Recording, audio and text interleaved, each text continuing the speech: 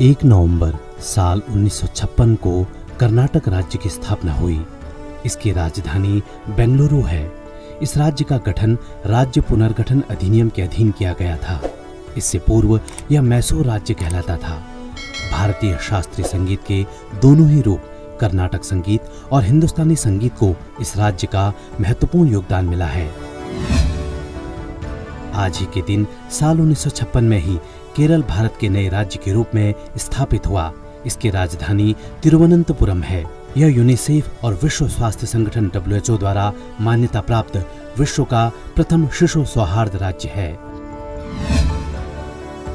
1 नवंबर साल 1966 को भारत गणराज्य के एक अलग प्रदेश के रूप में हरियाणा की स्थापना हुई।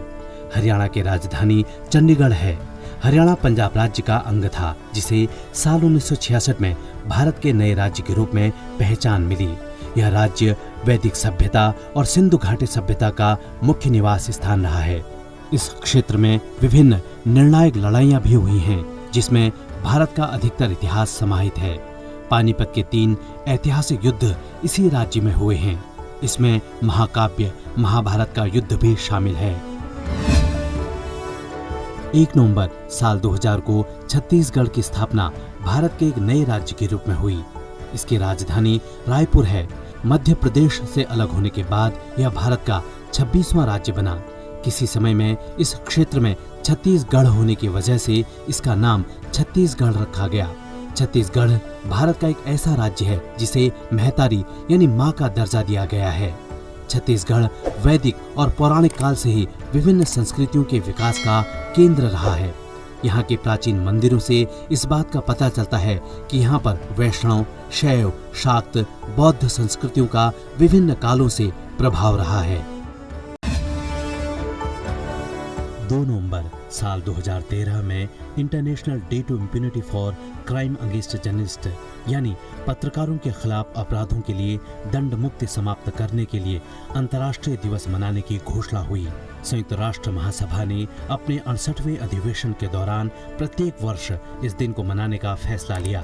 दरअसल साल 2006 से 2020 के बीच 1200 से अधिक पत्रकारों को समाचारों की रिपोर्टिंग और जनता के लिए जानकारी लाने के लिए मार दिया गया। इस दिन को 2 नवंबर को चुनने का विशेष कारण है। इस दिन फ्रांस के 2 रेडियो पत्रकारों क्लाउदे वेरिलोन और गिसिलेन दुपोंत की माली में हत्या कर दी गई थी। 2 नवंबर साल 1833 को महेंद्र लाल सरकार का जन्म कोलकाता के पास पाइकपाड़ा नामक गांव में हुआ। महेंद्र लाल भारत के एक चिकित्सक, समाज सुधारक और वैज्ञानिक चेतना के प्रसारक नेता थे। उन्होंने शोध संस्थान Indian association for the cultivation of science की स्थापना की। वे कलकत्ता मेडिकल कॉलेज के दूसरे स्नातक मेडिकल डॉक्टर थे। अपने व्यावसायिक जीवन में उन्होंने उस युग के कई महान व्यक्तियों की चिकित्सा की थी, जैसे बंकिम चंद्र चट्टोपाध्याय, रामकृष्ण परमहंस, त्रिपुरा के महाराजा।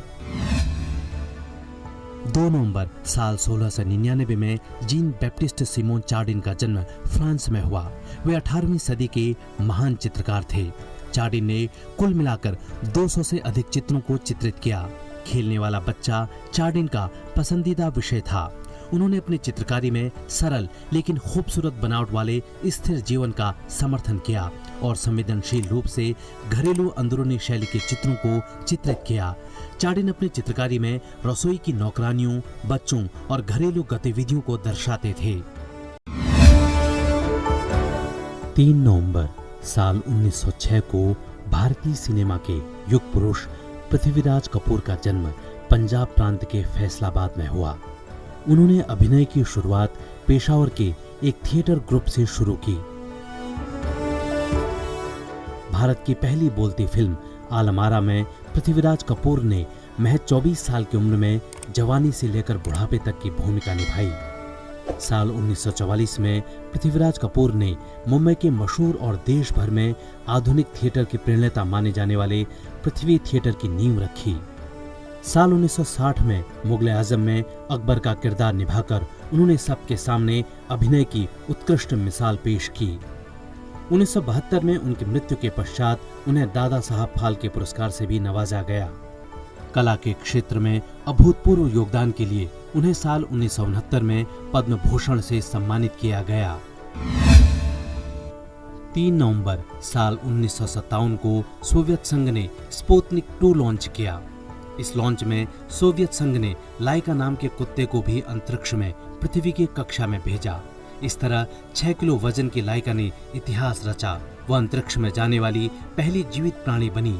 उसे लेकर गया सैटेलाइट 1958 को पृथ्वी के वायुमंडल में प्रवेश करते समय नष्ट हो गया। हालांकि वह कितने समय तक जीवित रही, यह एक बड़ा रहस्य रहा। रूसी भाषा में लाइका भौंकने को कहा जाता है और वहीं से इसका नाम रखा गया। 4 नवंबर साल 1845 को वासुदेव बलवंत फड़के का जन्म महाराष्ट्र के रायगढ़ जिले में हुआ। वे भारतीय स्वतंत्रता संग्राम के महान क्रांतिकारी थे। वासुदेव फड़के भारत के स्वतंत्रता संग्राम के एकमात्र ऐसे क्रांतिकारी थे जिन्हें आदि क्रांतिकारी भी कहा जाता है। वे साल 1857 की प्रथम संगठित महाक्रांति की विफलता के बाद आजादी की लड़ाई में शामिल हुए। बलवंत फड़के ब्रिटिश सरकार के विरुद्ध सशस्त्र विद्रोह का संगठन करने वाले मुख्य क्रांतिकारियों में से एक थे। साल 1879 में फड़के अंग्रेजों द्वारा पकड़े गए और आजीवन कारावास की सजा देकर उन्हें अदन जेल भेज दिया गया। 4 नवंबर साल 1954 को हिमालय पर्वतारोहण संस्थान की स्थापना हुई। इसकी स्थापना का मुख्य उद्देश्य भारत में पर्वतारोहण को खेलों के रूप में बढ़ावा देने के लिए किया गया। इस संस्थान को दार्जिलिंग क्षेत्र में लगभग 6,900 फीट की ऊंचाई पर बनाया गया। तेंजिंग नोर्गे और सर एडमंड हिलेरी ने साल 1853 में एवरेस्ट की चढ़ाई की थी। तेंजिंग नोर्गे एक नेपाली पर्वतारोही थे जिन्हें एवरेस्ट और केदारनाथ के प्रथम मानव चढ़ाई के लिए जाना जाता है। एडमंड हिलेरी के साथ वे पहले व्यक्ति हैं जिन्होंने माउंट एवरेस्ट की चोटी पर पहला मानव कदम रखा।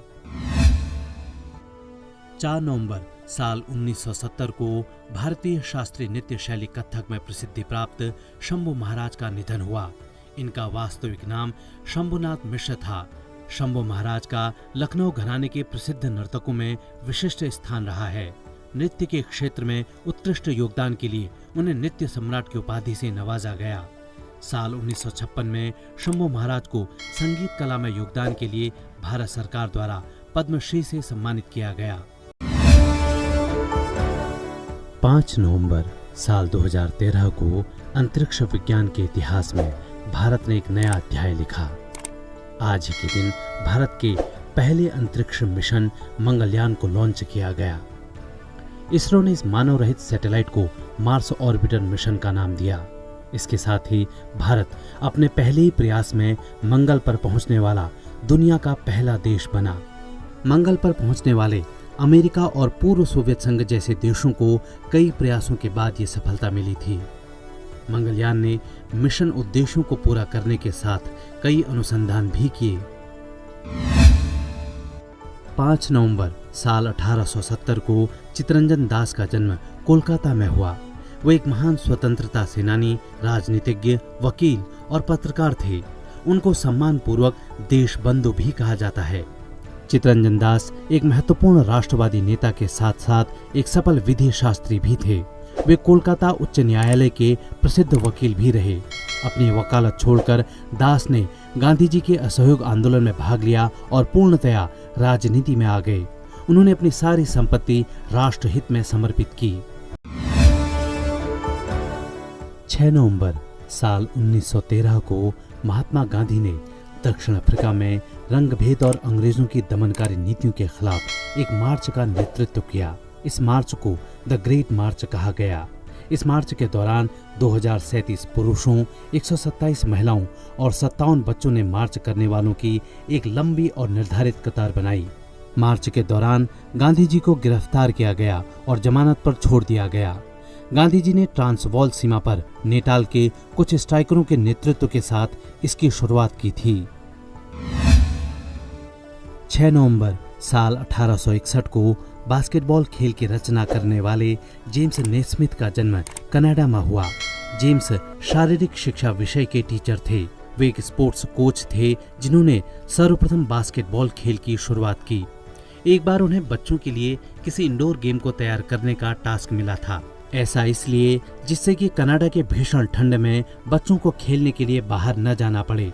तब जेम्स ने बास्केटबॉल की रचना की और उसके 13 मुख्य नियम बनाए। साल 1936 के बर्लिन ओलंपिक में बास्केटबॉल को ऑफिशियल इवेंट के तौर पर मान्यता दी गई। 6 नवंबर साल 2001 को युद्ध और सशस्त्र संघर्ष में पर्यावरण के शोषण की रोकथाम के लिए अंतर्राष्ट्रीय दिवस मनाने की घोषणा हुई। संयुक्त राष्ट्र महासभा द्वारा इस दिन को मनाने का फैसला लिया गया। युद्ध के दौरान पारिस्थितिकी तंत्र प्रभावित होता है। पर्यावरण अक्सर युद्ध का असंगठित शिकार बनता रहा है, जिनमें पानी के कुएं प्रदूषित होना, फसलों का जलना, जंगलों की कटाई, मिट्टी का नाश और सैन्य फायदे के लिए जानवरों की हत्या कर दी जाती है। इस सब की रोकथाम के लिए इस अंतर्राष्ट्रीय दिवस को मनाने की जरूरत समझी गई। 7 नवंबर साल 1858 को बिपिन चंद्र पाल का जन्म बंगाल के हबीबगंज जिले यानी आज के बांग्लादेश में हुआ। वे भारत के एक महान स्वतंत्रता सेनानी थे। बिपिन चंद्र पाल गरम दल के 3 प्रमुख नेताओं लाल बाल पाल में से एक थे। लाला लाजपत राय, बाल गंगाधर तिलक और बिपिन चंद्र पाल को सम्मिलित रूप से लाल बाल पाल के रूप में जाना जाता है। उनका नाम भारत के स्वाधीनता संग्राम के इतिहास में क्रांतिकारी विचारों के जनक के रूप में जाना जाता है। एक शिक्षक होने के साथ ही बिपिन चंद्र पाल पत्रकार और एक कुशल वक्ता भी थे। साल 1905 से 1918 तक की अवधि में वे भारतीय स्वतंत्रता संग्राम के दौरान गर्म राष्ट्रवादी विचारों के प्रतीक रहे। 7 नवंबर साल 1888 को सर चंद्रशेखर वेंकट रमन का जन्म तमिलनाडु के तिरुचिरापल्ली में हुआ। सीवी रमन भारतीय भौतिक शास्त्री थे। हर साल 28 फरवरी को राष्ट्रीय विज्ञान दिवस सर चंद्रशेखर वेंकट रमन के 1928 में रमन प्रभाव की खोज के उपलक्ष्य में मनाया जाता है। इस दिवस को मनाने का उद्देश्य वैज्ञानिक सोच को बढ़ावा देना, लोगों में वैज्ञानिक चेतना को बढ़ावा देकर एक सकारात्मक वैज्ञानिक अनुसंधान संस्कृति का निर्माण करना है। इस खोज के लिए उन्हें साल 1930 में भौतिकी के नोबेल पुरस्कार से सम्मानित किया गया। साल 1954 में उन्हें भारत रत्न से नवाजा गया। 8 नवंबर साल 2016 से विमुद्रीकरण यानी नोटबंदी की घोषणा की गई। आज ही के दिन प्रधानमंत्री नरेंद्र मोदी ने 500 और 1000 के नोटों को बंद करने की घोषणा की। कोई भी सरकार नोटबंदी की घोषणा तब करती है जब देश में काला धन बढ़ जाता है और यही काला धन उस देश की अर्थव्यवस्था के लिए सबसे बड़ा खतरा बन जाता है। काले धन से इस अर्थव्यवस्था को बचाने के लिए इस विधि का प्रयोग किया जाता है।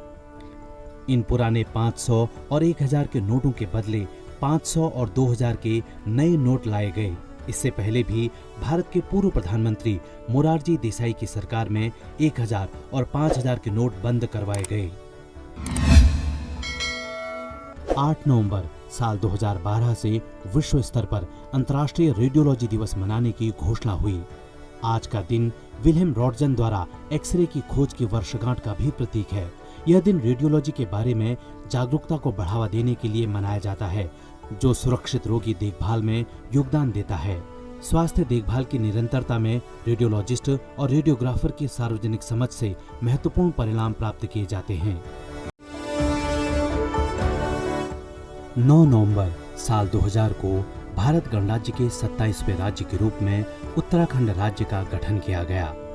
साल 2000 में अपने गठन से पूर्व यह उत्तर प्रदेश का भाग था। साल 2000 से 2006 तक यह उत्तरांचल के नाम से जाना गया। देहरादून उत्तराखंड की अंतरिम राजधानी होने के साथ इस राज्य का सबसे बड़ा नगर है। गैरसैंण नामक एक स्थान को इसकी भौगोलिक स्थिति को देखते हुए भविष्य की राजधानी के रूप में प्रस्तावित किया गया है। राज्य में हिंदू धर्म की पवित्र नदियों गंगा और यमुना के उद्गम स्थल गंगोत्री और यमुनोत्री स्थित हैं। उत्तराखंड चिपको आंदोलन के जन्म स्थान के नाम से भी प्रसिद्ध है। 9 नवंबर साल 1947 को जूनागढ़ रियासत का भारत गणराज्य में विलय हुआ। आजादी वाले दिन ही जूनागढ़ के नवाब मोहम्मद महाबत खान तृतीय ने पाकिस्तान में विलय का निर्णय लिया। अगस्त से शुरू हुए जूनागढ़ के विलय का यह अध्याय नवंबर में तब खत्म हुआ जब सरदार पटेल ने वहां सेना भेजने का निर्णय लिया। भारत की सेना ने जूनागढ़ को चारों ओर से घेर लिया। इस तरह से जूनागढ़ आज के दिन भारत का हिस्सा बना।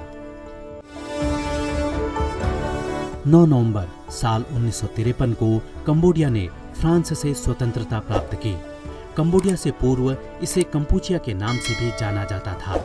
इसका नेतृत्व राजा से राजनेता बने नोरोडोम सिहानोक ने किया। पनहाम पेन इस देश का सबसे बड़ा शहर और इसकी राजधानी भी है। कंबोडिया का उदय एक समय शक्तिशाली रहे हिंदू और बौद्ध खमेर साम्राज्य से हुआ।